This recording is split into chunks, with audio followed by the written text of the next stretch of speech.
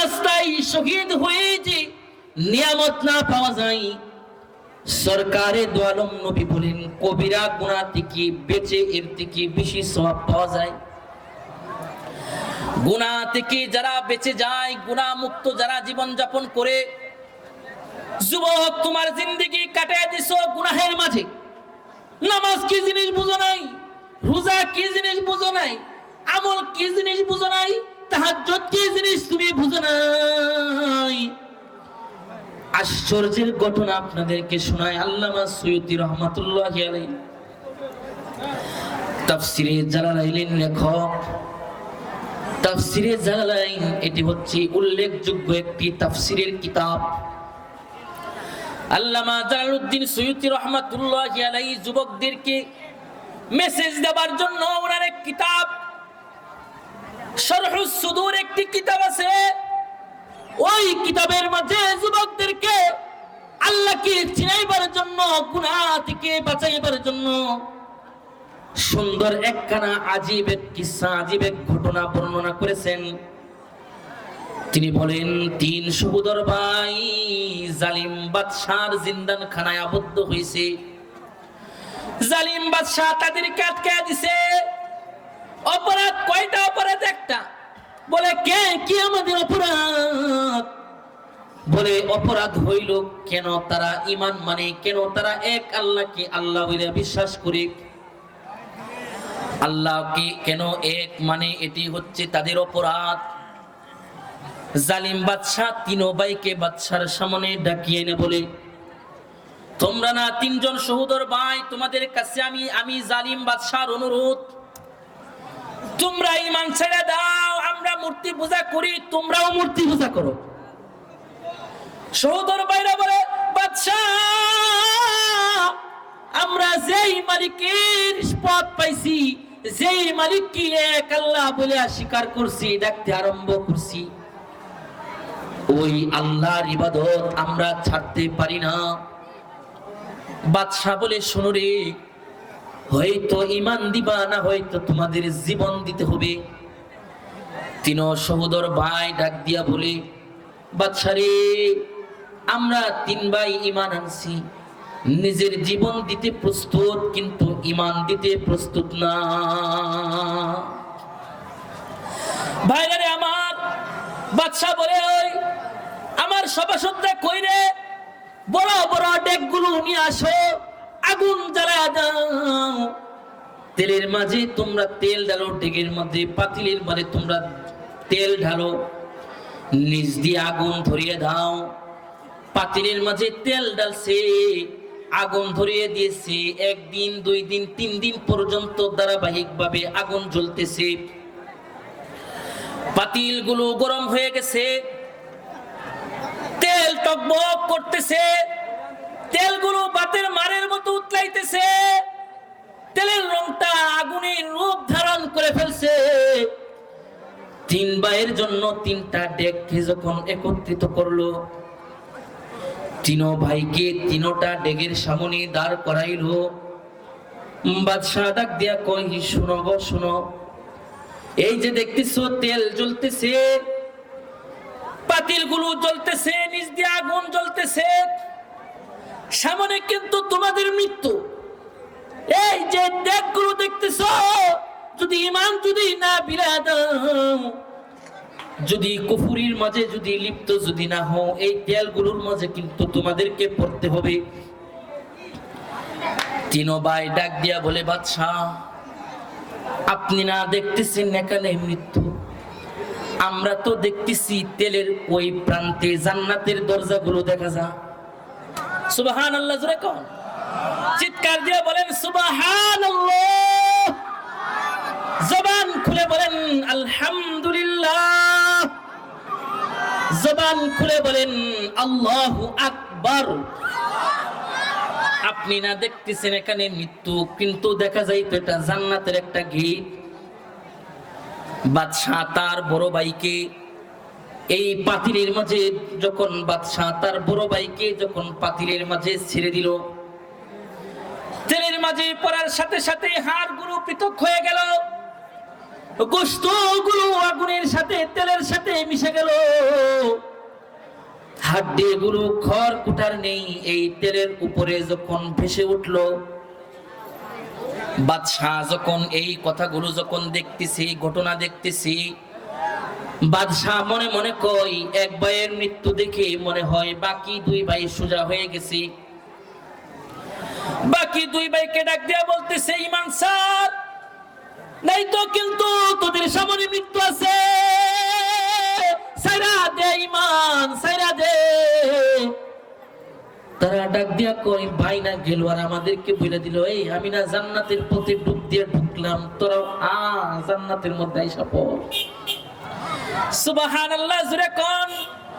দুই কাপড় জান্নাতের পথে দুই কাপড়। দ্বিতীয় ভাইকে যখন আগুনের মাঝে যখন ফেলে দিছে, বড় ভাইয়ের মতো মেজো ভাই যখন ইন্তেকাল করলো, তৃতীয় ভাইকে যখন আগুনের সামনে আনলো, তৃতীয় ভাইকে যখন বলতে আরম্ভ করে দিল, তৃতীয় ভাই রে আয় আয়, আগুনের মাঝে কিন্তু তোমাকে পড়তে হবে, আগুনের মাঝে কিন্তু তোমাকে জ্বলতে হবে। তৃতীয় ভাই ডাক দিয়া বলে, কোনো সমস্যা নাই, আমাদেরকে তো জান্নাতের রমণীরা তেলের নিচ দিয়ে ডাকতেছে, উদখুলুহা বিসালাম, উদখুলুহা বিসালামিন আমিনিন। আল্লাহু আকবার। আমাদেরকে না ডাকতেছে আর বলতেছে, ঢুকা যা, ঢুকা যা, নিরাপদে আয়া যা। ঢুকতে ঢুকতে দেরি হবে, জ্বলতে দেরি হবে, জান্নাতের মধ্যে ঢুকতে দেরি হবে না। বাদশাহ উদ্যত হলো, তৃতীয় ভাইকেও আগুনের মাঝে ফেলে দিবে। তো এবার এক মাজুসি বাদশার সভাসদ গভর্নর এসে বলে, বাদশাহ মাইরেন না, মাইরেন না, মুসলমান রে মাইরেন না, বাদশা রে মাইরেন না। দুই বাইরে মারছেন আর তৃতীয় জন রে মাইরেন না। লাগলেন তো হেরে গেলেন, লেগে গেলেন তো হেরে গেলেন। মুসলমান যে জমিনের মাঝে পড়ে, যে জমিনের মাঝে মুসলমান মরে, যে জমিনের মাঝে মুসলমানের রক্ত পড়া যায়, ওই জমিনটা মুসলমানের জন্য সাফ কাওলা হয়ে যায়। যে জমিনের মাঝে মুসলমানের রক্ত প্রবাহিত হয়, ওই জমিনটা মুসলমানদের জমি হয়। কথা বলেন না কেন? ডাক দিয়ে বলে, বাদশা রে মাইরেন না, মাইরেন না, কাইটেন না, কাইটেন না। দুই ভাইরে মারছেন, অপরাধ করছেন, তৃতীয় ভাইকে আর মাইরেন না। তৃতীয় জনরেও যদি মারেন তাহলে কাফেররা দেখে বলবে, যারা ইসলামের জন্য নিজের জীবন দিয়া দেয়, নিজের জীবনের দিকে তাকায় না, এই ধর্মটাই না সত্য ধর্ম, এটাই না সঠিক ধর্ম রে, এটাই না খালিদ ধর্ম, সঠিক ধর্ম। তাহলে যারা জীবন দেয় কিন্তু ঈমান দেয় না, এটাই যদি সঠিক ধর্ম হয়ে থাকে, তাহলে লাভ কি? আমরাও কালিমা পড়ে মুসলমান হয়ে যাই, আমরাও কালিমা পড়ে মুসলমান হয়ে যাই। লাভ নাই, লাভ নাই, দরকার নাই, পর কালিমা পড়ে মুসলমান হয়ে যাই। বাদশাহ বলে, জাহাপনা রে, গভর্নর রে, ম্যাজিস্ট্রেট, দুইজন রে না মেরে ফেললাম, তাহলে তৃতীয় জনরে কি করা? মাজুসি ডাক দিয়া বলে, তৃতীয় জনরে গুনাহ করাইতে হবে, কারণ গুনাহ করাইলে ইমানের স্বাদ, ইমানের বাতিটা নিভে যায়। গুনাহ করাইলে ইমানের আলোটা নির্বাপিত হয়ে যায়, ইমানের আলোর গতিটা কমে যায়। বলে, বাদশা রে তারে গুনাহ করান, গুনাহ করান, তার ইমানের আলোটাকে, জ্যোতিটাকে নিভাইয়া দেন। বাদশা ডাক দিয়া বলে, যার সামনে আপন দুই ভাই মারা যায়, সে কেমনে আবার গুনাহ করব? মাজুসি ডাক দিয়া বলে, গুনাহ করানোর অবস্থা আমার কাছে আছে, পুলিশই আমার কাছে আছে, আমাকে আগে আপনি একটু অনুমতি দেন। বলে, কেমনে তুমি গুনাহ করাইবা? বলে, বাদশা আমার একটা রাজকন্যা আছে, আমার একটা জ্যোতিষী একটা মেয়ে আছে, যার যৌবন যার জৌলস অনেক সুন্দরী, আমার একটা কন্যা আছে, ওই কন্যাটার জন্য এলাকার সবাই পাগল, ওই কন্যাটার জন্য প্রত্যেকেই পাগল পাড়া। ওই কন্যাটাকে বিবাহ সকলেই করতে চায়। এমন কোন যুবক নাই যে এই কন্যাটাকে দেখে আর তার প্রেমে পড়ে না। বলে তাহলে কি করা? বলে আপনার কাছে একটা রাজমহল চাই, আপনার কাছে একটা সুন্দর একটা ঘর চাই। বাদশা বলে আমার ঘরটাই দিয়ে দিলাম। বলে জাহাপনা, আমার মেয়েটাকে আর এই তৃতীয় ভাইকে ইমানদারকে এক ঘরের মাঝে 40 দিন পর্যন্ত আটকায় রাখবো। 40 দিন পর্যন্ত যদি একটা যুবক আর যুবতী একটা ঘরের মাঝে থাকে, এমন নাই যার যৌবন আছে সে গুনাহ করবে না। বাদশা তাহলে সে অটোমেটিক গুনাহ করতে বাধ্য হয়ে যাবে। তার তো যুবক আছে, সে যুবক, তার যৌবন আছে, আমার মেয়েটাও যুবতী, একটা ঘরের মাঝে 40 দিন পর্যন্ত আটকায় রাখবো। 40 দিনের খাবার দাবার সব তাদের কাছে পৌঁছাইয়া দিব। মেয়েটাকে বলছে, মারে তোর কোনো দায়িত্ব নাই, একটাই দায়িত্ব, তাকে শুধু গুনাহ করাইবি, তোর আর কোনো কাজ নাই। তোর যৌবন আর জৌলস তার সামনে উপস্থাপন করবে, গুনাহের দিকে আকৃষ্ট করবে। এই কথাটুকু যখন বলল, বাবারে দিলের কান দিয়ে একটু কথাগুলো শোনো, সারাটা রাত্র তুমি আর আমি কাটায় দিই, কানের মাঝে গানের ইয়ারফোন বাজে, কত যুবক না ঘুমন্ত অবস্থায় মইরা যায়। কার জীবনটা না, কার ঘুমটা না, জিন্দেগির শেষ ঘুম। গত কয়েকদিন আগে একজন ভালো প্রফেসর, একজন ডাক্তার অর্থোপেডিক্সের পপুলারে বসতেন, একজন ইমানদার, একজন ভালো মানুষ ছিলেন। রাতের বেলা ঘুমাইলেন, সকাল বেলা লাশ হয়ে ফিরে আসছে। নিজের বেডে ঘুমাইলেন, উনিও জানতেন না উনি মারা যাবেন। কার মৃত্যু কখন চলে আসে কেউ বলতে পারে না। তোমার আমার মৃত্যুটা যদি ইমানের হালতে না হয়, গুনার হালতে হয়ে যায়, তোমার আমার জন্য কিন্তু জাহান্নাম অপেক্ষা করবে। যে কারণে আমাদের কাছে আমাদের কত আকাবির ছিল, আজরাইল আসছে, বলে ওই এখন যদি আপনারে মেরে ফেলি কি করবেন? বলে মাইরা লাও, কোনো সমস্যা নাই, ওজুর হালতে আছি, মৃত্যুর প্রস্তুতি নিয়ে আছি। বাদশা মাজুসি ঘরের মধ্যে ঢুকায় দিছে।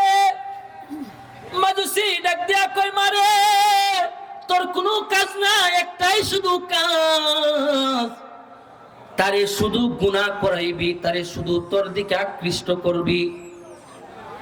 মেয়েটা ঘরের মাঝে ঢুকছে। একদিন যায়, 2 দিন যায়, 10 দিন যায়, 20 দিন যায়, 40 দিন অতিবাহিত হয়ে গেছে।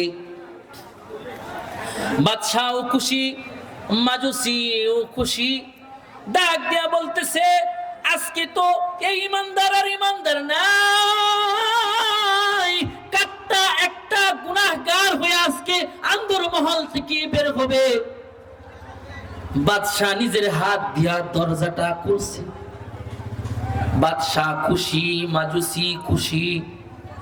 দরজাটা যখন খুলছে, মাজুসির একমাত্র কন্যাটা কাঁদতে কাঁদতে এই ঘর থেকে বের হলো।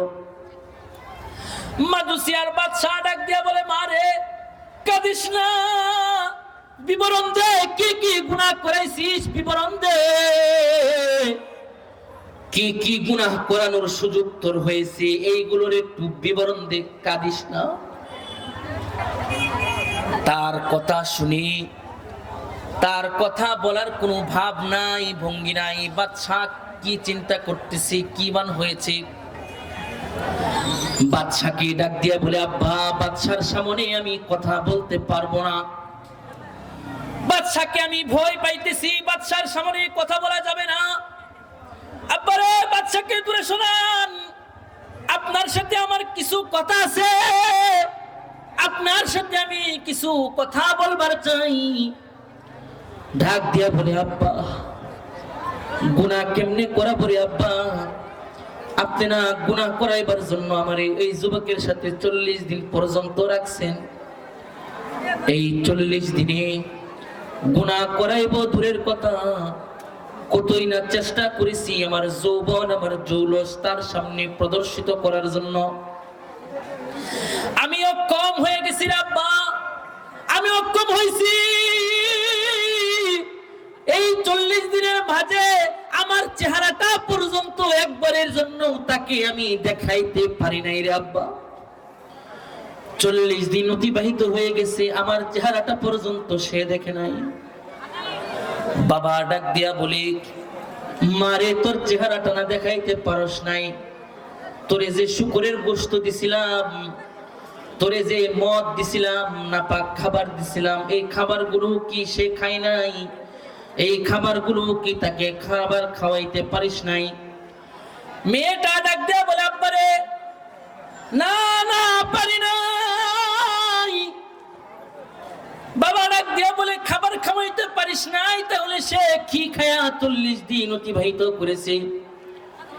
বলে, আব্বা আমি যখন তার সাথে যখন প্রদর্শিত করতে করতে অক্ষম হয়ে যখন ঘুমায় যাইতাম, ঘুম থেকে উঠে দেখতাম জান্নাতি দস্তরখান বিছানো, দস্তরখানের উপরে দস্তরখানের মাঝে রং বেরঙের জান্নাতের ফল মূলে ভরা, জান্নাতের ফল বিছানো, সে খাচ্ছে। তার মানে হারাম খাবার গুলো তাকে খাওয়াইতে পারিস নাই। মারে 40 দিন পর্যন্ত তাহলে কি করেছিস? আমি তো অক্ষম, তুই কেন অক্ষম হইলি রে মা? বলে, বাবারে 40 দিন পর্যন্ত দিনে আর রাতে সেজদার মধ্যে পড়ে পড়ে কাঁদছি আর আল্লাহকে ডাকছি আর বলছি, ওগো আল্লাহ, তিনো ভাইরে না তুমি পৃথিবীতে পাঠাইলা, তিনো ভাইরে না তুমি জালিমের জিন্দান খানায় বন্দী করলা। আমার কি দোষ, আমার কি অপরাধ, আমার কি দোষ, আমার কি অপরাধ? তাদের ইমানকে কবুল কইরা জান্নাতের মধ্যে নিয়ে নিলা, তোমার পেয়ারা করে ফেললা, কিন্তু আমার কি দোষ, আমার কি অপরাধ? আমাকে তো তুমি কবুল করলা না, জালিমের জান্দেন খানায় তুমি ফালায় রাখলা, গুনাহের পরিবেশের মধ্যে আমারে বন্দী করে রাখলা। আল্লাহ তোমার কি মায়া লাগে না?